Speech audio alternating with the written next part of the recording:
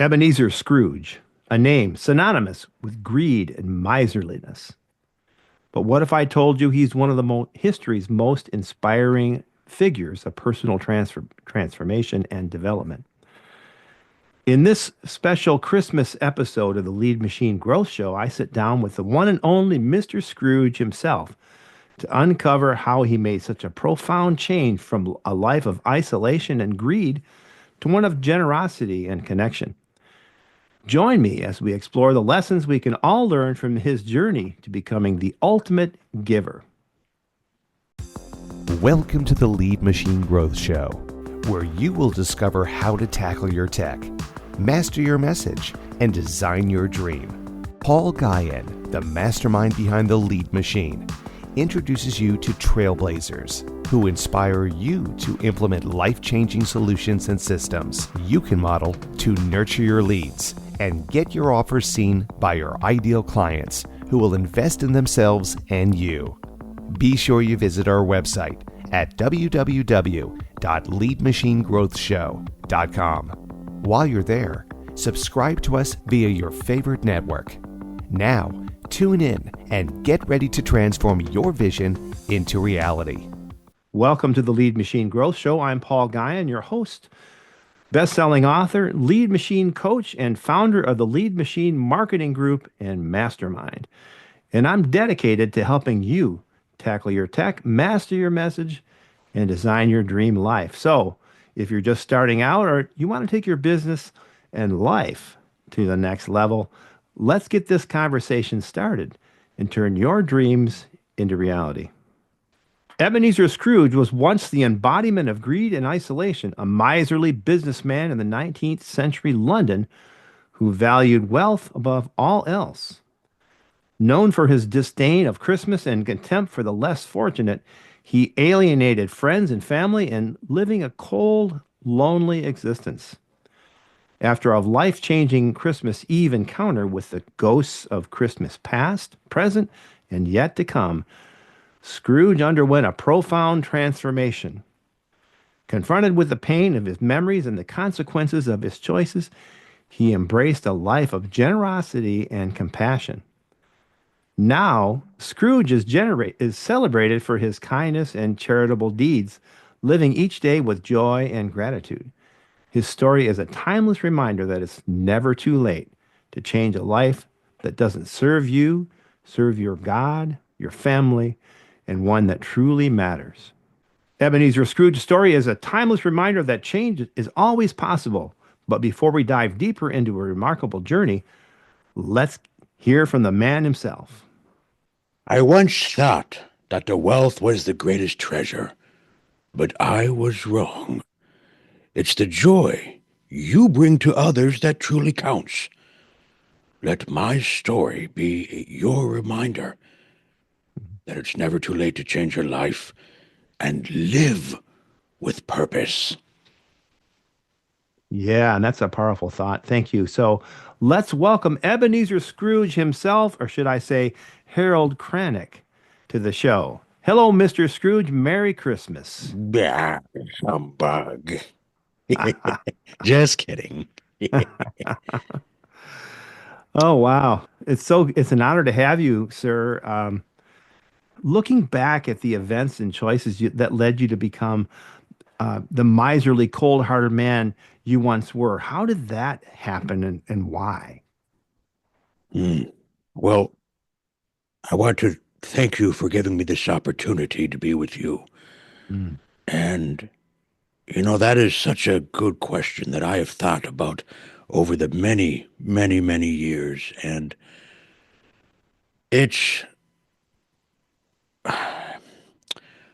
I've become the way that I was for a couple reasons. Number one, greed. We all suffer from greed in some way, whether that's with money, with people, our jobs, whatever, something that is that just overcomes you and takes you away from what is truly important. God, our faith, things will start to happen in a negative impact, a snowball effect. Why was I cold-hearted? Because I didn't understand. I didn't understand why I was this. I didn't understand that I needed to let go of the things that I possessed and to let go and let God. Mm. It's been a journey for myself and, for my family. For example, I was once engaged to a wonderful woman, but money took control of my life and I was obsessed with it. And it tore me away from what was important. And part of that was my faith. I didn't believe. I didn't want to believe. And it was just the physical that I needed, the physical touch of the money. And I'm embarrassed, but yet I'm grateful for that because it changed me. It awoken me to who I need to be. Yeah, sometimes it's hard when you have a painful experience like that, Mm-hmm. losing a the love of your life, and sometimes that you never heal, you never heal from that. And Mm-hmm. there was, fortunately, many of us have events in our lives that have a profound impact. Some of them call it hitting rock bottom, for alcoholics or people who might have addictions. And greed is certainly an addiction. When you were visited from the ghost of Christmas past, Mm-hmm. what was the most painful memory that was shown to you, and how did that change your perspective of your past and how it led to your current state? It's, I would, with your permission, it's actually two painful memories, if I may share that with you. Mm-hmm. The first was looking back and seeing how I treated everyone. Looking back and seeing my obsession, as I said a few moments ago, about money, how I treated my coworker, how I treated, my fiance. And it tore me apart to look back and see that. The other memory was seeing how my actions have hurt others personally for their home. For example, when I was with Christmas Future and we were going through the town and the visions, it was that moment where people and Bob Cratchit, they were pleased that I was not there. Mm. And at that time, I didn't really care. I didn't care. But when I saw that they were basically dancing on my grave, going through my house, going through everything, and just excited that I was gone. And how his wife didn't care, and how they were going through that moment of pain of their child losing his life. And it fell upon my shoulders like I was the one that did that. I was the one that caused him so much pain. I didn't give him enough money to care for him and his family. They couldn't have a dinner. They couldn't buy clothes. And it was painful that how one person can not only affect an individual, but a whole town in a negative way. And it just, that's how it made me just feel, was just embarrassment, sadness, depressed. Those two were the hardest things to go through, was just seeing an innocent life, a child, pass on, and the family blaming me in a way because of that. So it definitely awoken me to become a better individual moving forward. Scrooge's reflections on the past are powerful, but the story doesn't end there. Let's pause a moment to hear a message from two people very close to Scrooge's heart, Bob Cratchit and Tiny Tim. Oh, Mr. Scrooge taught me something I'll never forget. It's not what you earn, but how you give that truly counts. And I always say, God bless us, everyone. Beautifully said by the Cratchits. Now let's continue with Scrooge's journey as we explore his encounter with the ghost of Christmas present. When you were visited by the ghost of Christmas present, and by the way, Mr. Scrooge, I'm honored to be able to have this conversation with you. It's such an honor to really know the story behind it. Uh, but what about your life in the now surprised you or saddened you the most? Well, again, thank you for, having the the courage to have me on your wonderful episode, and it's my honor. And that's another question that others have asked me as well. When I was visited by the ghost of Christmas present, the thing that surprised me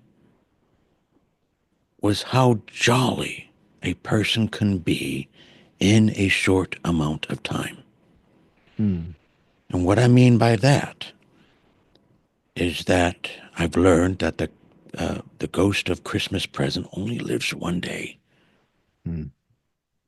And yet he showed me that you can laugh, you can smile, you can surround yourself with the right people, and they will teach you and give you the love and give you the support to make your life so much better in just a short amount of time.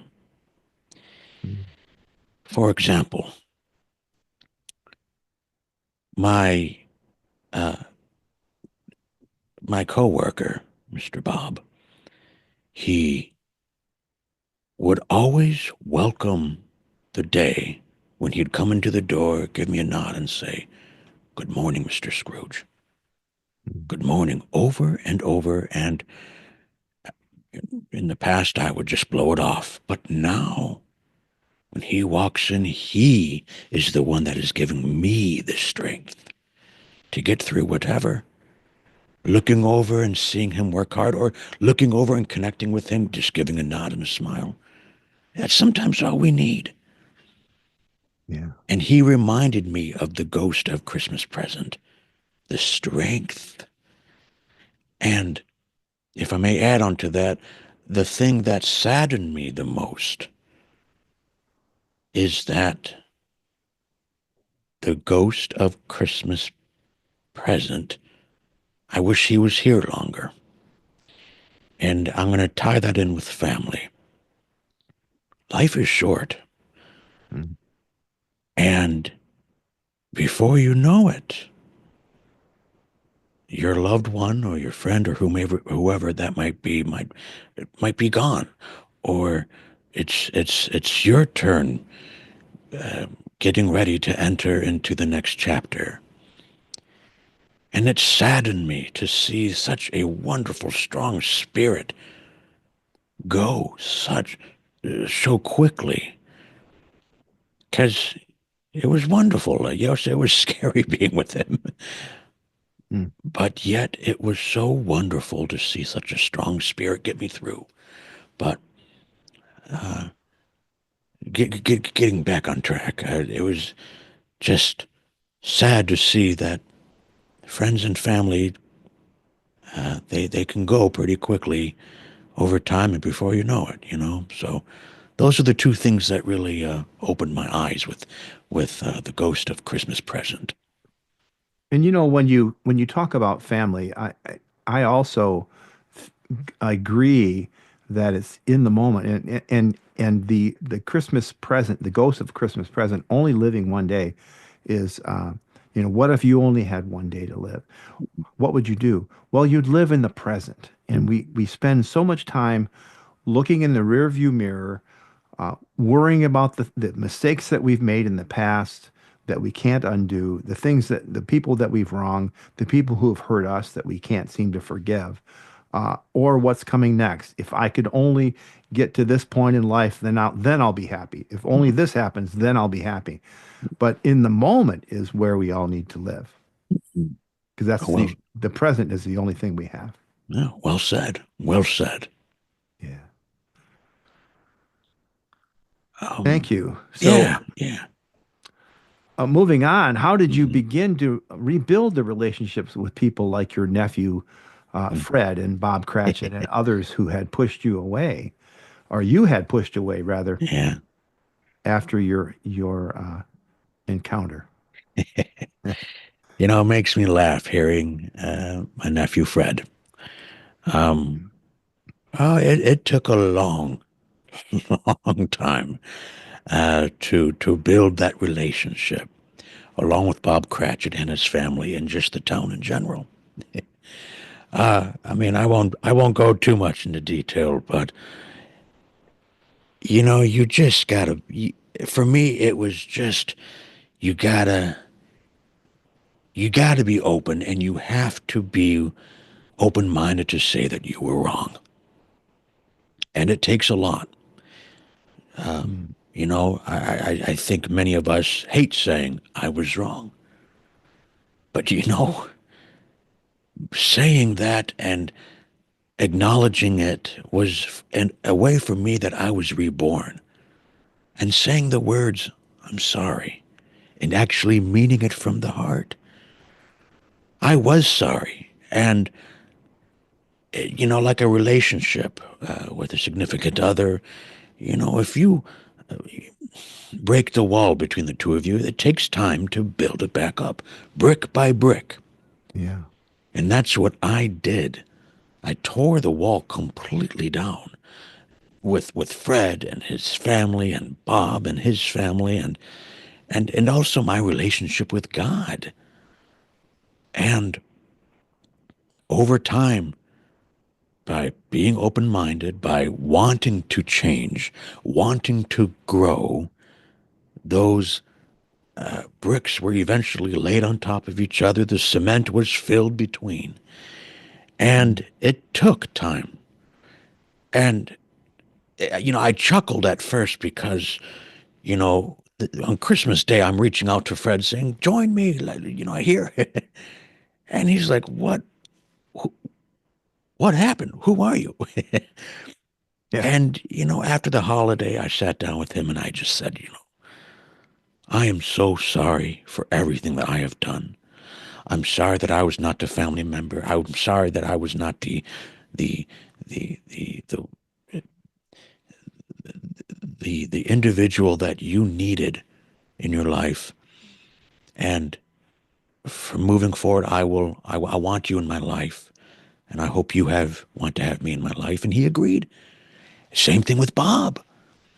By giving him a raise, by letting him be with family, it has just been a wonderful thing to see over time.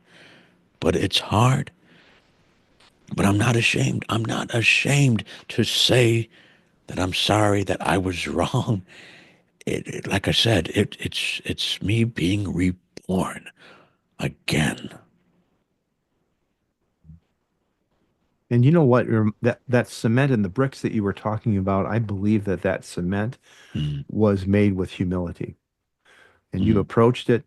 You approached them with humility, and that's what we need to do. We need to take from this lesson that you've learned, mm, and approach our relationships with humility and love, mm, mm. and not judge others. And I know there in the book, there's a book about you, by the way, Oh, geez. and some movies. Yes, yes. Pretty Yes, good movies. yes, yes. And so when uh, when Scrooge comes up to Fred's doorway, Yeah. he asked if the master was home, and asked for permission. If you'll have me, I'm here for dinner. If you'll have me. Mm-hmm. That was his expression of humility. And I think those bricks were built with humility. Absolutely. And a word that I think is a good word in regards of my past, and maybe, those who are tuning in, reconciliation. Yeah. To reconcile with, a loved one, or, even with God. And it just Mhm. shows you that there are good people out there. And there are those out there that will forgive you, that will work with you, that will be there with you through your journey. And it's beautiful. It is absolutely beautiful. And it just opens my eyes that, wow, me, Scrooge, the people that the whole town probably once hated, is For sure. now that they're now with me, that they're now forgiving me, and growing with me, to have that reconciliation with the family, and Bob, and even the Lord has. I'm just like a feather. I'm like a feather, and I'm so lucky. Yeah. Amen. Hmm. So Yeah. what practical advice do you have for others who feel stuck in their own ways or believe it's too late to change? Well, it's never too late to change. Okay. Yeah. That's, I think, the gift that, God has given us is, it's hard to change, but, Hmm. with faith, with the family, with the loved ones, if they can push us, and if we can push ourselves, it's not as hard as it can be. I'll give an example of someone who is, I'll use me as an example. I lived my life for so many years being angry, finding things to be angry about, to be miserable. I wanted to be miserable. Why? Because it felt good. It felt like that's the only thing I can do, because everything leading up to it tears down. Why should I have a good moment because I know something is going to ruin it?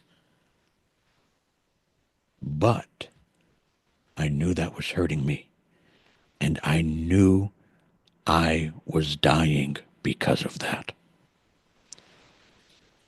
So I needed to be awakened. I needed to be pushed so that I would no longer live like that. It was hard to wake up one day and say, enough. Enough. I was also scared, and it made me think about the thief at the cross with Jesus. He looks over to him, and I'm sure the thief was scared. The thief was scared of living alone, just like we all are at times. I was afraid of being alone, and afraid.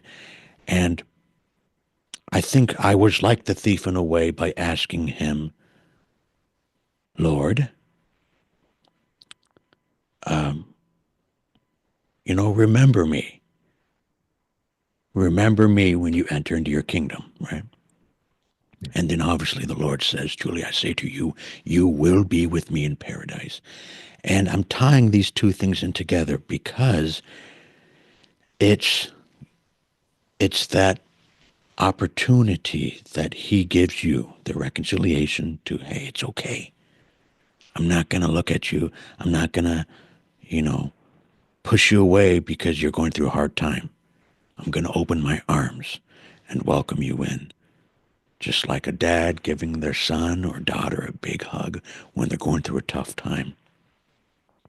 So tying it all together is that if you're feeling stuck, if you're feeling like you can't change, oh, my friend, you can. Take a deep breath. Let your heart know that you want to change, and it's hard. It's hard work. It's not something that you could flip like a light switch. It is so difficult. But with faith, with prayer, and with family, you will get through it. And you will fall at times. Don't let that stop you. Pick yourself back up like a little toddler. When they fall, they're frustrated. But you know what? They push themselves. They get back up and they keep walking. And that's what I did. And I guarantee you, for those who are listening and having a tough time, you can do that too. Yeah, I think I agree with you, and it makes me think of my life and the things that I've overcome that I struggled with for many, many years. And it wasn't until I had a reason why, a good reason why, that would keep me going no matter what made me stick or made what set me back, what harsh words I was encountering. I was losing my connection with my children, Mm, and I didn't want to lose that, and that was so important to me because I wanted to be there for them when they grow up and be a father to them, that I wasn't being to them, and I also used that why to get better, um, to get more healthy because I don't want to be I want to be there for my grandchildren. mm, And so I had to give up a lot of things that made me quote unquote happy, mm, or maybe I was just medicating myself. But it wasn't until I made that decision that I had to decide. I had to have a good why, and I had to take action, even if it was only baby steps. mm. It took me a while to come to terms with my addictions and my demons, to to break free of them, and reconciliation was the last step. Yeah. No, I, But I mean, you said it so perfectly. The, why is it so hard? It sounds so easy, but you know, I think that's the beauty of it, is that it needs to be hard in order for us to really, you know, grow. And I can just tell by the inflections in your voice that you are so happy that you went through that, because I'm sure mm, that the connection that you have is with your family is just stronger than ever. If I'm, if I'm correct. yeah, Oh, so always building, yeah, always building, absolutely, always building. absolutely, yeah. So, how do you carry these lessons that you've learned on that fateful Christmas Eve into the everyday life now? Ooh, how the lessons that I learned on that fateful Christmas Eve, the lessons that I basically just use every single day is to, yeah, boy, that there's so many thoughts that come to mind, but I'm just trying to pick the good ones. I think the big lesson that I've learned is that I need to be more open-minded. I'm not going to judge others because I don't know what people are going through. I don't. And I think another lesson that I learned, I shouldn't say I think, another lesson that I did learn is that when I'm going through a tough time, like currently now, I need to voice it. I need to tell, whether it's, Bob or Fred or, another family member, that if someone asks me, "Are you okay?" It's okay to say, "No, I'm not." Because over the time, I have bottled things in. And again, that was part of, what happened in the past. But I just held things in, and it just, I can't anymore. And I won't. It's hard to be honest at times when I'm saying I'm having a bad day. I don't want to talk, or, whatever that might be. But I need to be open-minded. I need to communicate what I'm feeling. And I think this is the most important one for me, is that I need to forgive myself, and I need to continue to pray and keep that connection. Yes, there are times where my faith is low. Yes, there are times where my faith is strong, and I look at it as a hill.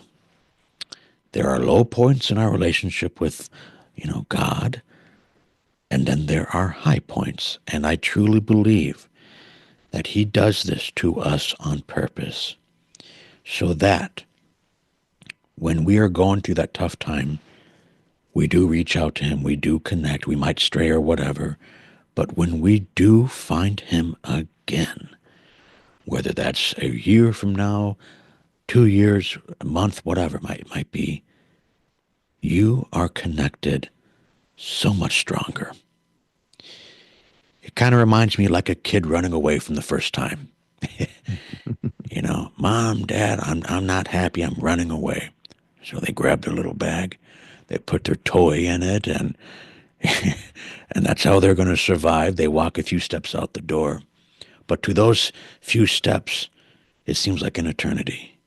That's when they start thinking, "Oh, what am I doing? I miss my mom, I miss my dad." And they turn around, they open the door, their mom's waiting there, their dad's waiting there, welcoming back. And that's how I feel every single day when I wake up. God is welcoming me and saying, "Welcome home, my son. I'm here for you."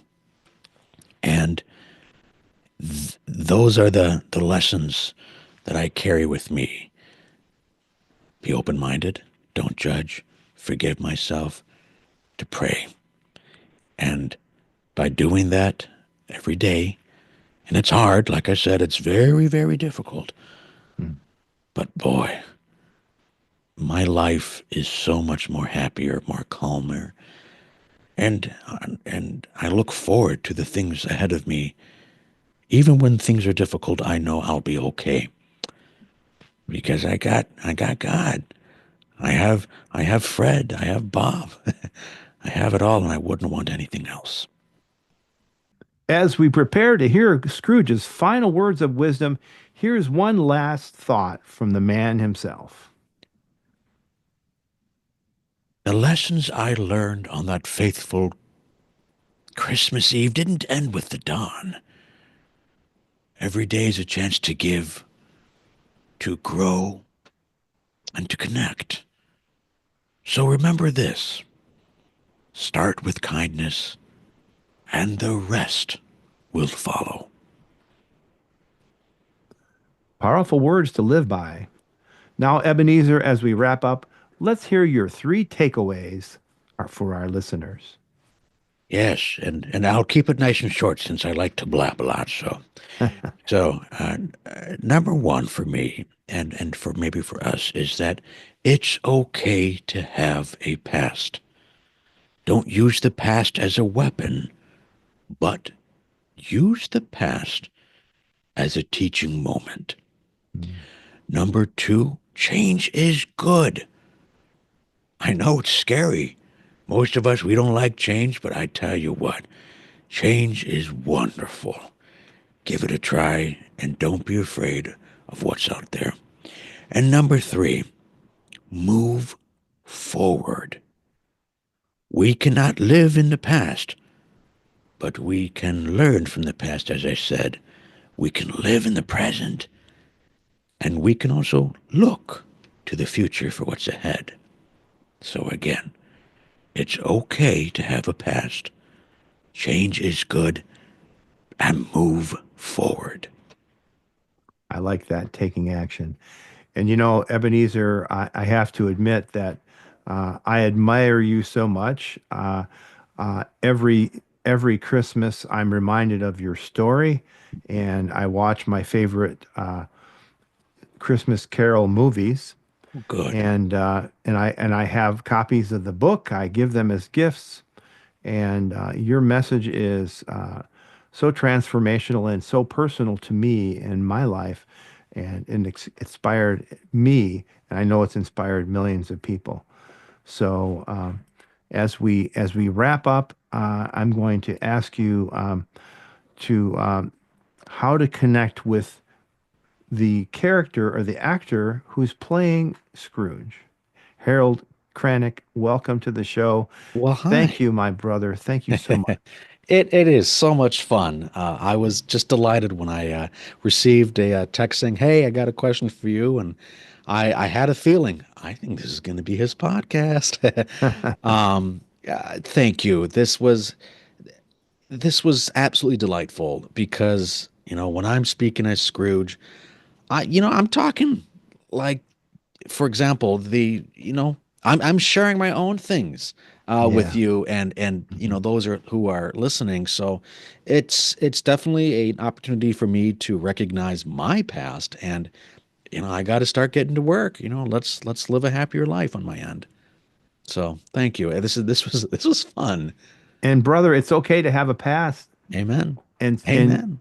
and change is good, Oh, right? And take action. it is. If I may, I just want to Yeah. share, so a lot of people known that I was married, and I'm no longer, and it's okay. Oh. And here's why I'm saying this is because the past, I was so embarrassed to tell people, oh, I'm not married. I'm divorced. And I lived like that for so long. And it's, I was ashamed of it. But Mhm. it was one of those moments where like I kind of just woke up one day and I swear it was like God being like, dude, wake up, stop. Okay. Mhm. Yeah. Move forward. Move forward. It's okay. You have me. You have Mary that you can pray to. You have your family, and it it has been such a blessing to go through the things that I have. But it's that blessing of you know I can't live in the past. I got to live right now, and I got to live forward. And uh, I guess in short words, I'm not afraid to tell my story and part of my story, and just be happy of the things that changed, a reborn in a way, reconciliation. So yeah, I just had to share that with you. I wanted to share that with you for some time. Well, I'm glad that you did. And you know, Yeah, when we were talking earlier, we were talking about you know, getting stuck and trying to get unstuck, right. and you know, those things that happen to us that hurt us, Hmm. they don't kill you, they make you stronger. And Amen. so it's God's pruning shears. He's cutting off those things that aren't growing. And so Mm, those things that you're doing in your life, or that you have in your life, or that you're addicted to in your life, they're not helping you grow. right. So you need to get rid of those. And so Hmm. if you can't get rid of them yourself, pray to God that either He will, or someone will help you with that, Hmm. to get rid of that, because that's just, it's poisoning you, and it's not making you forward. And serving God, serving others, serving your family, serving your children, serving your Hmm. boss, whatever those things are. And I speak from experience. So Hmm. I've gone through a lot of pruning myself, Hmm. and that's why my hair is so short. And, but It's my beard is short too. yeah, so I'd love to hear Scrooge with your famous line once more. Merry Christmas, Mr. Scrooge. Merry Christmas. Merry Uh, Christmas. yes, Merry Christmas, and also a Happy New Year, my friend. And remember, just like Ebenezer Scrooge showed us today, Faith and action go hand in hand, so keep the pedal to the metal. Until next time on the Lead Machine Growth Show, I'm Paul Guyon and Ebenezer Scrooge and Harold Kranick. Thank you, my brother. Thanks for coming. Thank you. Thank you for tuning in to the Lead Machine Growth Show with Paul Guyon, where we show you how to tackle your tech, master your message, and design your dream so that you can transform your vision into reality. Remember to visit our website at www.leadmachinegrowthshow.com and enjoy even more great episodes like this one. Again, while you're here, subscribe to us via your favorite network. We look forward to seeing you next time on the Lead Machine Growth Show.